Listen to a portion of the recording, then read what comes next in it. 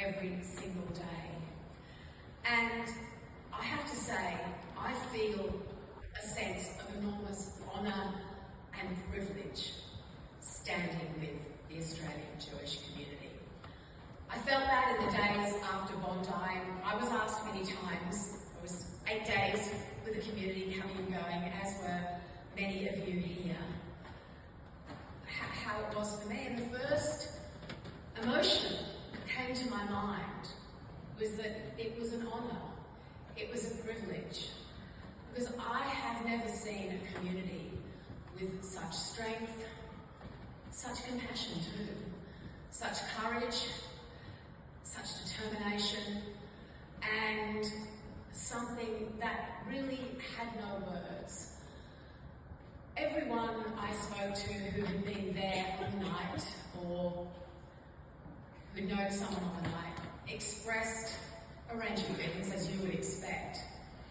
Those who were there said, along with the shock and the terror of the gunshots, of the immediate protection of small children, instantly they followed another feeling. Of course, it has come to this. And that is the nation's great shame. And that is a shame that we simply must address. And we must do it with courage, with clarity of purpose, and with the same determination that Australian Jewish community has shown and has had to show for so long. I wish it were different circumstances that I was standing here with you today, because the day that is forever burned on our soul has produced so much in its aftermath. But Jewish Australians have fought so hard to be heard, for the Royal Commission, for the next steps that you know we as the nation's leaders must take and are obliged to take. You have fought so hard through your tears and your grief and your anguish. You have fought so hard, and I want to say we love you and we stand with you and we fight beside you every single day.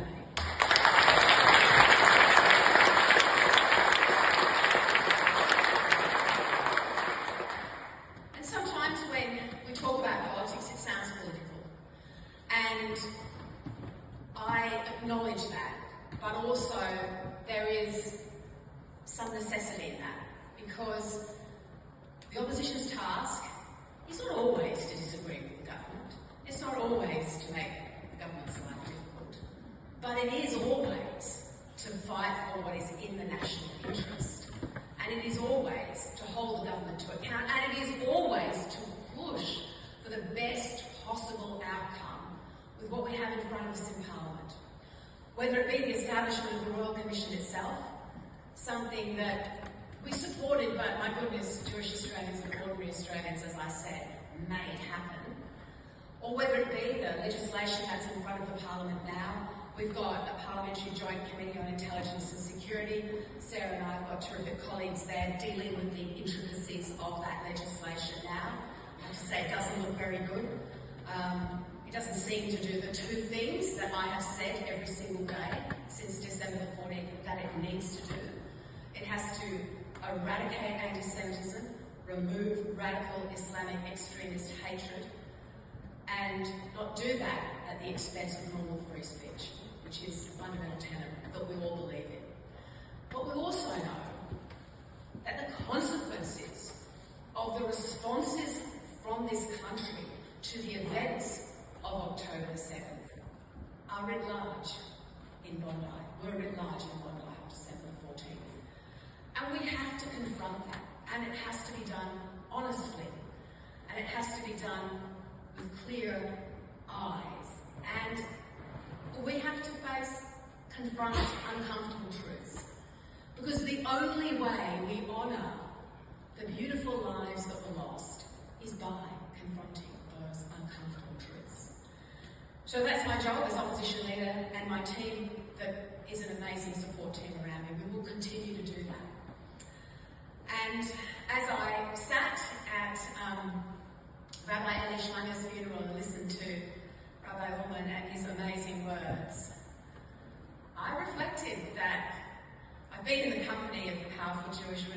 many times, which I love, by the way. Powerful Jewish women who say what they think and do it in a way that's uncompromising.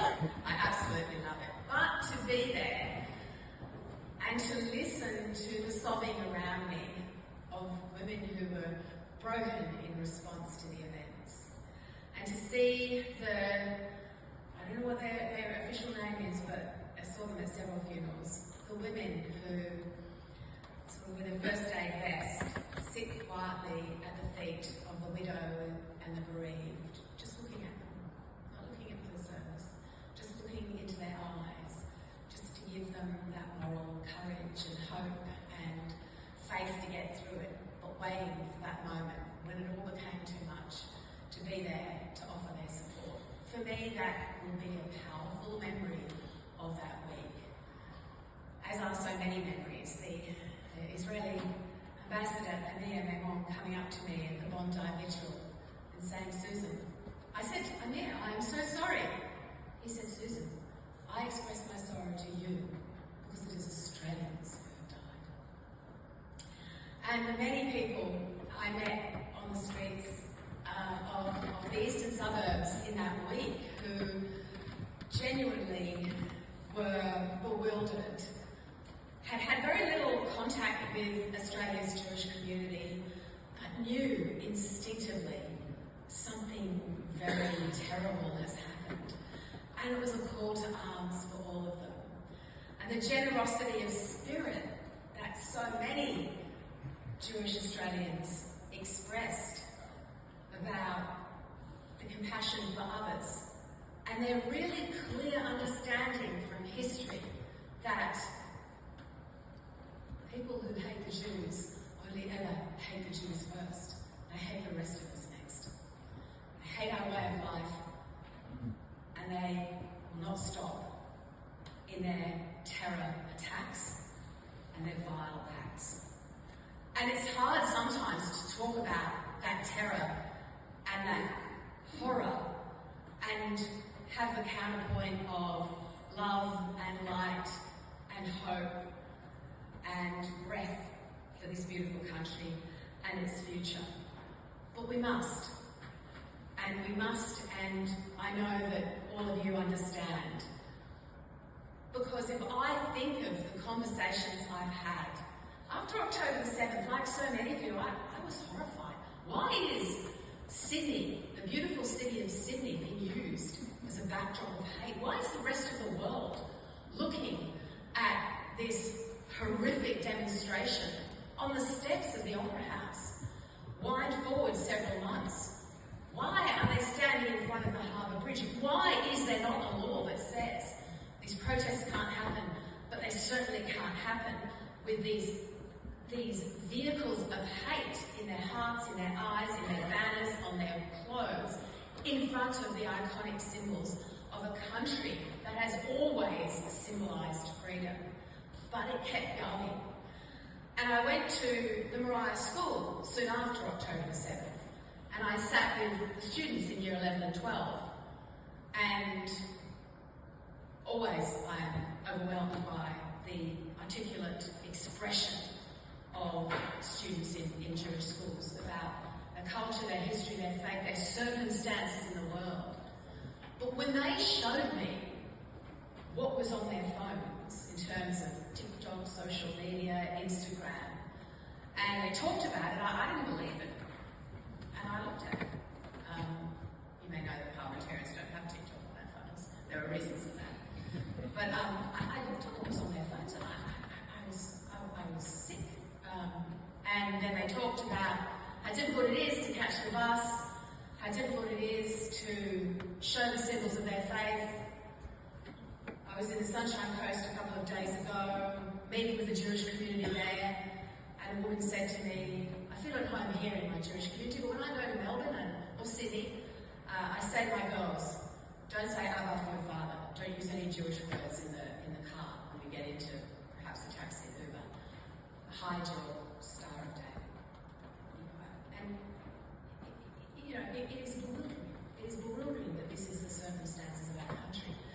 And so the scourge of festering anti-Semitism has been building very much since the last 2 years, and you know that.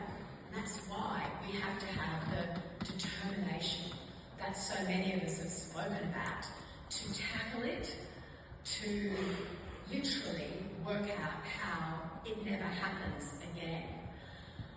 Because the time to stand against anti-Semitic hate speech was 2 years ago. The time to stand against radical Islamic ideology was 2 years ago. And the call to action now is stronger than it has ever been for the reason that we have left it so long. And with respect to politics, I despair at the departure of bipartisan politics in this country.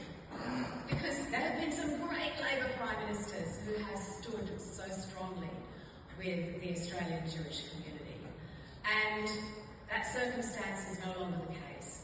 And our plan is to course correct to the extent that we can with fire and determination and fury where we need it, because course correct this country must.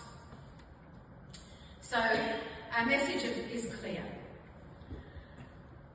If I have the honour of serving as Prime Minister, those who practice hate speech, who glorify hatred and violence, will face zero tolerance. If they're not Australian citizens, they will be deported.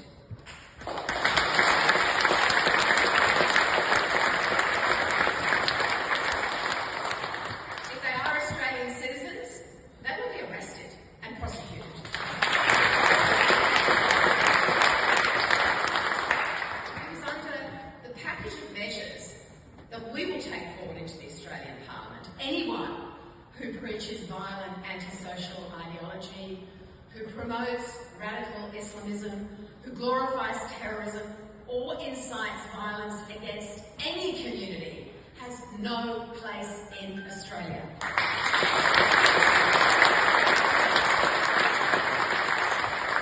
that's exactly what we seek to achieve when Parliament resumes. Exactly that. And let me be crystal clear. This is about eradicating anti-Semitism and neutralising the threat of radical Islamic terror in this country. Those two things. It's not about anything else. The horror in Bondi was not a random incident. You know that. It was an act of Islamist extremist terrorism directed against the Jewish people, motivated by the vilest anti-Semitic ideology. So when we talk about our response, and we must continue to talk about our response, so that the events of those days do not fade from the national consciousness, we have to focus on the truth of what happened and who is responsible. We cannot allow the conversation to be derailed by unrelated issues or diluted by political correctness. It's about stopping anti-Semitic terror at its source. And we won't tolerate a government that treats anti-Semitism as merely a problem to be managed rather than an evil to be eradicated.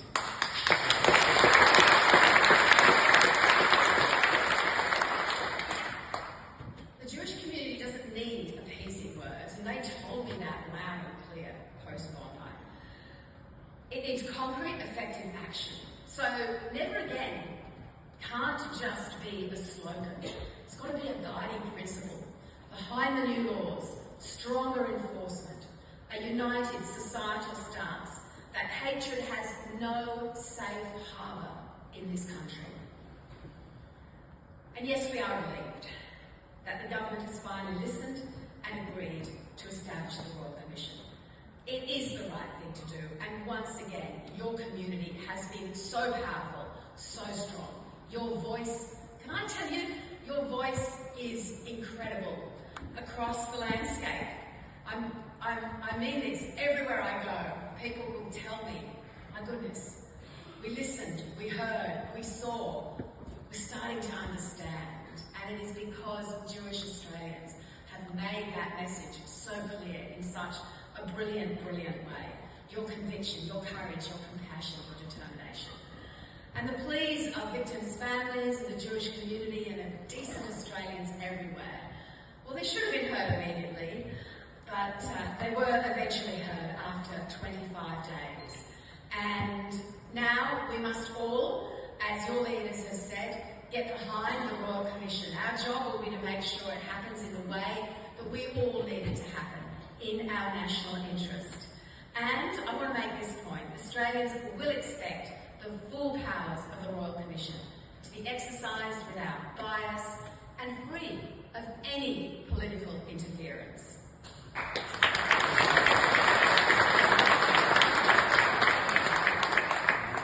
It has to examine whether any failures or hesitations by the executive arm of government contributed to the environment that allowed anti-Semitism to surge. Because only a truly thorough examination of all the factors driving anti-Semitism in Australia will give us the answers we need. Anything less will fail all of us. We cannot afford half measures when we are dealing with an evil of this magnitude. Now, I know that many Jewish Australians are feeling exhausted post-December 14th. But I want to conclude with a message of really strong encouragement. But from my point of view, I, as leader of the coalition, my parties are here to support you, to listen to you, as we always have, to understand what you're telling us, to carefully work with you about the next steps that you need and that we need, because they are the initiatives and the direction that the country needs. We want to help hold you up, carry this nation forward, with you very much leading so much of the moral compass that we all need. And I come back to Rabbi Ullman at Rabbi Elishanger's funeral, when in the heartbreak that he was personally experiencing the loss of his son-in-law and so many members of his community, he talked, as you have all talked to me so much, about the next generation, about the generation that has to go to kindergarten behind armed guards, that has to conceal the symbols of their faith when they travel the streets, the worries about whether they have even a future in this country, the next generation. And he said, I want to say, and I want to say, to every Jewish Australian, stand tall, lift your eyes, be so proud of your faith, be so proud of your future, be so proud of who you are. We in this country are very proud of you. Thank you.